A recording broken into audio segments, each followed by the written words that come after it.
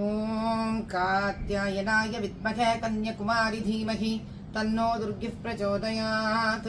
స్వాహా.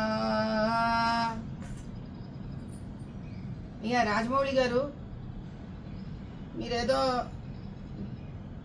దేవుడు అనేవాడు లేడు లేదా నేను నమ్మను, అసలు ఆంజనేయ స్వామి అనేవాడు ఉంటే కనుక ఇలా ఎందుకు జరిగింది, ఇలాంటి ప్రశ్నలు మీరు వేశారు కాబట్టి ఏదో కాస్త భక్తి మార్గంలో ఉన్నాను, ఒక చిన్న సలహా ఇస్తానండి. నచ్చితే తీసుకోవచ్చు, లేకపోతే వదిలేచ్చు, ఇబ్బంది ఏం లేదు.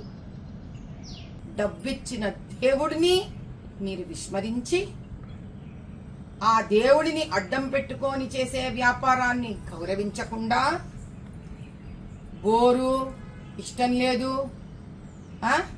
ఇలాంటి పదప్రయోగం చేశారు కదా, అందుకు తగిన శాస్తి జవాబు ఆంజనేయ స్వామి ఇస్తాడు.